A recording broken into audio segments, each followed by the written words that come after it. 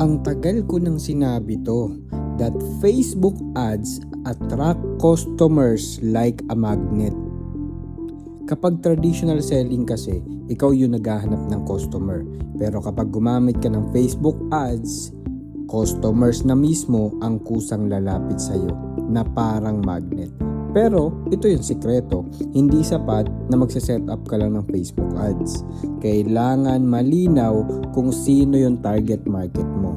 Ano yung problema nila at paano mo sila matutulungan. Halimbawa, kung nagbebenta ka ng health products, huwag agad magbenta. Mag-post ka muna ng content tungkol sa common health concerns, success stories, or practical tips.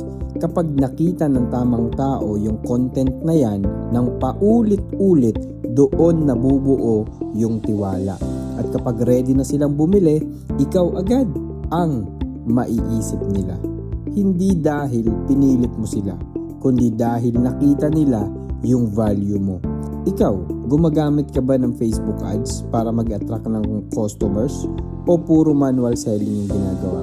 Comment magnet kung gusto mo matutunan paano gawing customer magnet ang Facebook ads.